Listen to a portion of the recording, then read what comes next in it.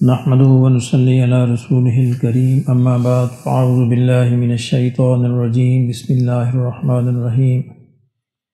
ان الذين كفروا لو ان لهم ما في الارض جميعا ومثله معه ليفتدوا به من عذاب يوم القيامة ما تقبل منهم ولهم عذاب عليم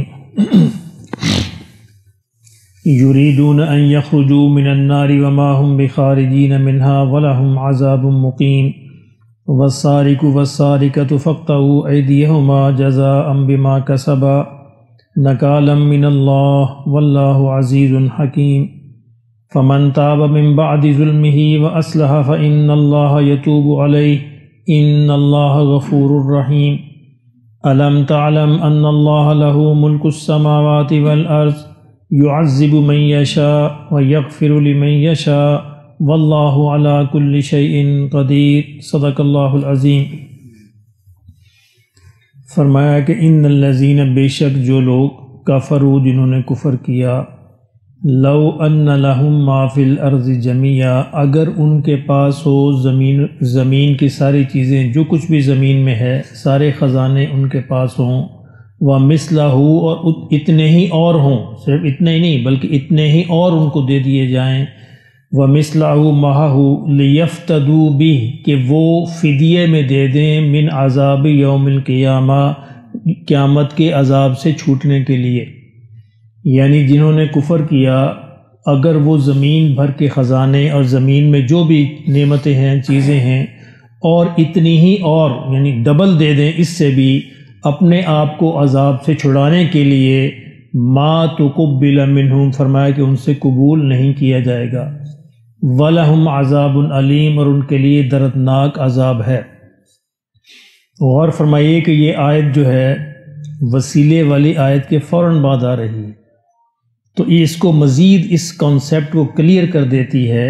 کہ اللہ کے ہاں کوئی وسیلے واسطے نہیں چلتے، اللہ کے ہاں صرف اعمال چلتے ہیں، اعمال چلتے ہیں۔ اگر وسیلے واسطے چلتے ہوتے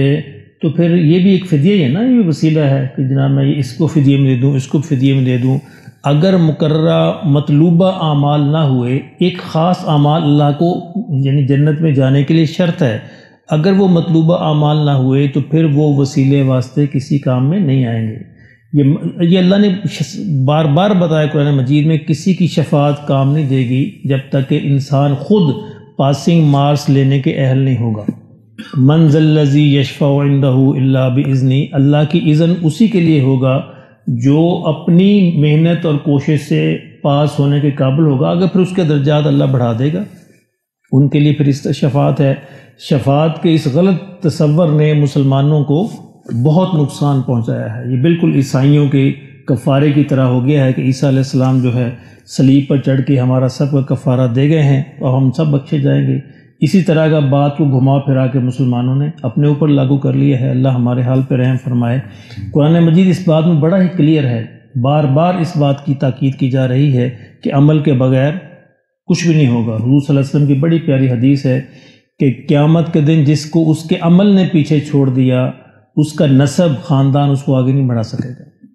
یعنی وہ کہے کہ میں جناب سید خاندان سے ہوں، میں فلاں ہوں، میں فلاں ہوں، اور میں اپنے اس خاندان کی وجہ سے آگے بڑھ جاؤں، حضور نے فرمایا نہیں، یہ نہیں ہو سکتا۔ اصل چیز عمل ہے۔ فرمایا کہ اگر یہ ساری چیزیں قیامت میں فدیے کے طور پر وہ دے دے پھر بھی وہ عذاب سے نہیں بچ سکے گا۔ یریدون وہ چاہیں گے، ایسا نہیں کہ وہ نہیں چاہیں گے، یریدون وہ چاہیں گے، ان یخرجوا من النار کہ وہ آگ سے نکل جائیں، وما ہم بخارجین منہا فرمایا کہ نہیں وہ نہیں نکل سکتے، وہ نکلنے والے نہیں ہیں، وَلَهُمْ عَذَابٌ مُقِيمٌ اور ان کے لیے وہاں پہ قائم رہنے والا یعنی سدا رہنے والا عذاب ہوگا جو کبھی ختم نہیں ہوگا۔ اس لیے یہ بہت ضروری ہے کہ ہم اپنے آپ کو سمجھائیں کہ اللہ نے بہت مہلت دے دی ہے ہمیں 50 60 70 برس کی، وہ بھی اللہ جانتا ہے یہ نہیں ہے، اس مہلت سے فائدہ اٹھا لیں۔ یہ دنیا جتنی عارضی ہے اتنی ہی قیمتی ہے، کیونکہ اسی کی بنیاد پر آخرت کا فیصلہ ہونا ہے۔ ایسا نہیں ہے، حضور نے فرمایا کہ دنیا مزرع الآخرہ، دنیا آخرت کی کھیتی ہے، یہاں ہم نے جو بونا ہے وہی آخرت میں کاٹنا ہے۔ ایسا نہیں ہو سکتا یہاں پہ ہم گندم بوئیں اور آخرت میں جا کر ہم چاول کاٹ لیں، یہاں چاول لگائیں آخرت میں کچھ اور کاٹ لیں۔ جو جہاں پہ بوئیں گے آخرت میں وہی کاٹا جائے گا۔ والسارق والسارق، آپ نے دیکھا کہ پیچھے پھر حدود کی بات چل رہی تھی کہ اللہ نے کچھ سزائیں مقرر کی، درمیان میں جو باتیں آ رہی ہیں یہ ہمیں سمجھانے کے لیے، عبرت کے لیے، نصیحت کے لیے ہیں۔ اصل حکم جو چل رہا ہے وہ سزاؤں کا چل رہا ہے کہ اسلامی معاشرہ کس طرح ٹھیک رہ سکتا ہے۔ والسارق والسارقہ، تو فرمایا کہ چور اور چور کرنے والا مرد ہو، والسارقہ یا چوری کرنے والی عورت ہو، فَاقْطَعُوا أَيْدِيَهُمَا، تو ان کو اس سزا میں ان کا ہاتھ کاٹ دو، یہ ان کی سزا ہے۔ جزاءً، یہ ان کی سزا ہے، بما کسبا، جو انہوں نے کمایا، یعنی جو کرتوت انہوں نے کی ہے اس کی سزا یہ ہے کہ ان کو اس کا ہاتھ کاٹ دیا جائیں۔ نکالم من اللہ، یہ اللہ کی طرف سے ان کے لیے عبرت ہے۔ اسلامی سزاؤں کا جو فلسفہ ہے، اس کے پیچھے جو وزڈم ہے وہ یہ ہے کہ اسلام جو ہے ایک گناہ گار کو، ایک مجرم کو عبرت بنا کر پورے معاشرے کو بچانا چاہتا ہے۔ یعنی اگر ایک دو چار بندوں کے ہاتھ کاٹنے سے پورا معاشرہ چوری سے بچ جائے تو مہنگا سودا نہیں ہے۔ اسی طرح اگر کسی ایک شخص کے قتل اور پھانسی سے باقی لوگ جو ہیں وہ چوری قتل و غارت سے بچ جائے تو مہنگا سودا نہیں ہے۔ تو اسلامی سزاؤں کا مقصد عبرت ہے۔ اصل میں اسلام چاہتا ہے کہ عبرت حاصل کریں لوگ اس سے ڈر جائیں، اور جن کے دل جو ہے وہ جرائم پیشہ ہیں وہ اس سے ڈر کر سزاؤں کے ڈر سے وہ باز آ جائیں۔ اور اسلام میں سزا کا جو حکم ہے وہ یہ بھی کہ سزا پبلکلی دی جائے، لوگوں کے سامنے دی جائے، تاکہ لوگوں کو پتہ ہو کہ یہ اس کی سزا ہے۔ اس سے خوف پھیلتا ہے اور اس خوف سے معاشرہ جو ہے وہ بچتا ہے، امن ہوتا ہے معاشرے میں۔ یہ مقصد ہے، سزائیں دینا اسلام کا مقصد نہیں ہے۔ اسلام کا مقصد معاشرے میں امن پیدا کرنا ہے، کیونکہ کچھ نہ کچھ یعنی کچھ پرسنٹیج لوگوں کی ایسی ہوتی ہے کہ جن کا ذہن مجرمانہ ہوتا ہے، جنہوں نے جرم کرنا ہی کرنا ہوتا ہے، تو ان کو پھر یعنی اسلام سزا بھی آخری حل کے طور پر دیتا ہے، آخری حل کے طور پر، اور اس کو دینے کی شرائط اتنی کڑی رکھی ہیں کہ وہ عام طور پر وہ سزا نہیں ملتی جب تک وہ سزا ثابت نہ ہو، عدالت کے اندر جب تک ثابت نہ ہو سکے ہر طریقے سے، پھر یہ بھی آخری سزا ہوتی ہے۔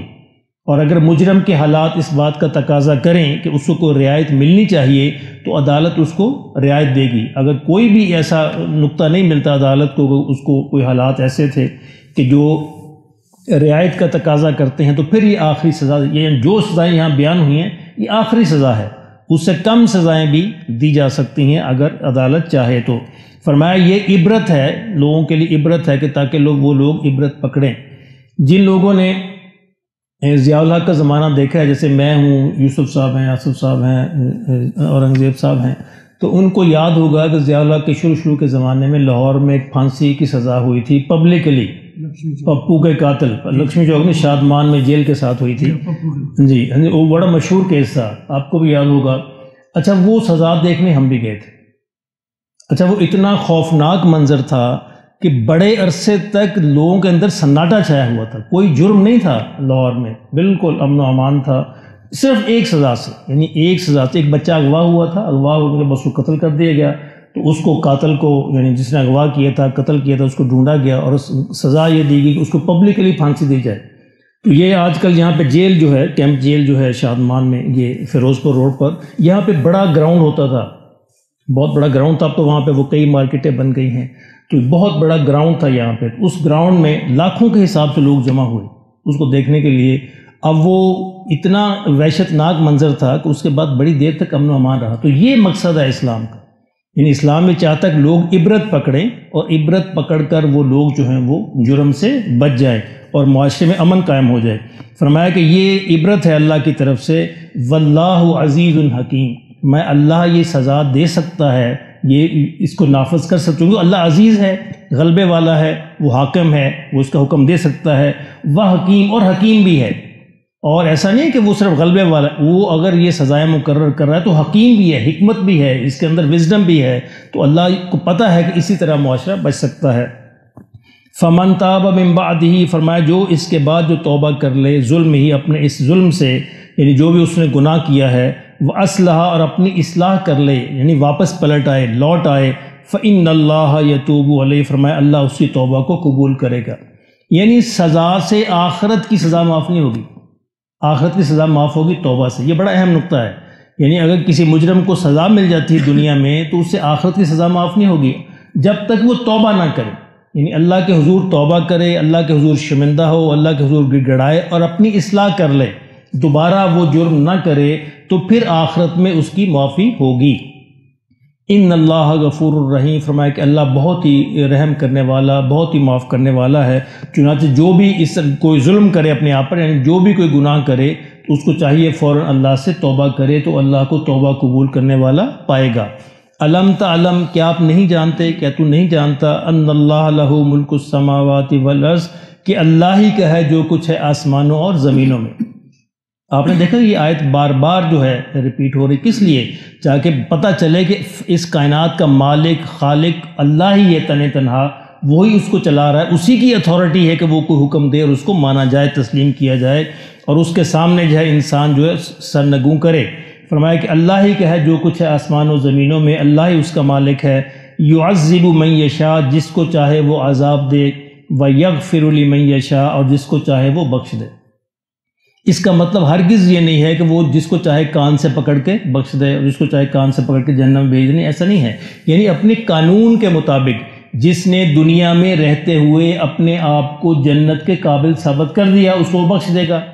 اور جس نے دنیا میں رہتے ہوئے اپنے آپ کو جہنم کے قابل بنایا، اس کو جہنم بھیج دے گا۔ یعنی جنت میں جانا جو ہے ہمارے، یہ بار بار میں نے عرض کیا ہے، جنت میں جانا ہمارے اعمال کا صلہ نہیں ہے، اللہ کی ہمارے اعمال سے اللہ کی مغفرت ملے گی، اس مغفرت سے ہم جنت میں جائیں گے۔ یہ بڑا اہم ہے کہ ہمارے اعمال سے اللہ کی رحمت ملے گی، اللہ کی مغفرت ملے گی، وہ مغفرت اور رحمت ہمیں جنت میں لے کے جائے گی۔ تو فرمایا کہ میں جس کو چاہوں بخش دوں، جس کو چاہوں جو ہے وہ عذاب دوں۔ اس کا مطلب یہ ہے کہ جس نے دنیا میں اپنے آپ کو رہتے ہوئے اعمال کر کے اپنے آپ کو جنت کے اعمال کے قابل ثابت کیا، تو وہ جنت میں بھیج دوں گا، اور جس نے اپنے آپ کو جہنم کے اعمال کے بنایا، وہ اس کو جہنم میں بھیج دوں گا۔ واللہ علی کل شیء قدیر، کیونکہ اللہ ہر چیز پر قادر ہے۔ اس طرح کی آیتوں سے بعض لوگ بڑی مغالطے لوگوں کو بھی ڈالتے ہیں، خود بھی مغالطے کے اندر مبتلا ہوتے ہیں کہ یہ پھر کیا کرنا جی، عمل کرنے کا کیا ہے جی، اللہ جس کو چاہے بھیج دے، جس کو چاہے دے۔ نہیں، ایسا نہیں ہے۔ باقی قرآن اس بات پر گواہ ہے کہ اللہ نے اس کے لیے قانون بنایا ہے، وہ قانون عمل صالح کا قانون ہے کہ جو بھی عمل صالح کرے گا اس کو میری رحمت اور مغفرت ملے گی، اور جو نہیں کرے گا اس کو میری رحمت اور مغفرت نہیں ملے گی۔ یہ اصل میں اللہ جب یہ اس طرح کی زبان، یعنی اس طرح کی اسلوب میں بات کرتے ہیں، تو مطلب یہ ہوتا ہے کہ اللہ اپنی اتھارٹی بتا رہے ہیں کہ اتھارٹی ہے میری قدرت ہے، مالک الملک ہوں، جو چاہے کر سکتا ہوں، لیکن کروں گا اپنے قانون کے تحت، کروں گا اپنی حکمت کے تحت۔ اسی لیے تو بار بار آ رہا ہے کہ اللہ حکیم ہے، واللہ علیم الحکیم، واللہ علیم الحکیم۔ ایسا نہیں کہ اللہ اپنے عدل کو قربان کر دیں گے، عدل تباہ ہو جائے گا یا اس کی حکمت ختم ہو جائے گی معاذ اللہ، ایسا نہیں ہے۔ وہ جو بھی کرے گا اپنے عدل کے تحت کرے گا، اپنی حکمت کے تحت کرے گا۔ یہ صرف اس طرح کی آیتوں کا اسلوب یہ ہوتا ہے کہ انسانوں کو یہ بتایا جائے کہ اللہ ہر کام پر قادر ہے، لیکن کرتا وہ اپنی حکمت اور عدل کے تحت ہی ہے۔ میں نے بہت دفعہ مثال دی کہ اگر کلاس کے شروع میں، یعنی سال کے شروع میں کلاس کے اندر ٹیچر کھڑا ہو کے یہ اعلان کرے میں جس کو چاہوں گا پاس کروں گا، جس کو چاہوں گا فیل کروں گا، تو اس کا مطلب یہ نہیں ہوتا کہ وہ ایسے کر دے گا۔ وہ سال کے آخر میں بچوں کی کارکردگی دیکھ کر ہی فیل کرے گا، کارکردگی دیکھ کر ہی پاس کرے گا، لیکن وہ کہہ سکتا ہے کیونکہ اس کو اتھارٹی موجود ہے اور اس کو کوئی انکار نہیں کرے گا۔ جب اگر وہ یہ جملہ استعمال کرے میں جس کو چاہوں فیل کروں، جس کو چاہوں پاس کروں، تو اس جملے کا کوئی انکار نہیں کرے گا، لیکن کوئی بھی یہ مطلب نہیں سمجھے گا کہ وہ ایسے فیل کر دے گا۔ سال کے آخر میں نتیجہ دیکھ کر ہی فیل کرے گا اور سال کے آخر میں نتیجہ دیکھ کر ہی پاس کرے گا۔ اسی طرح اللہ رب العزت بھی ہمارے اعمال کا نتیجہ دیکھ کر ہی جنت میں بھیجیں گے اور اعمال کی وجہ سے ہی جہنم میں بھیجیں گے۔ اللہ پاک ہمیں اس کی سمجھ نصیب فرمائے۔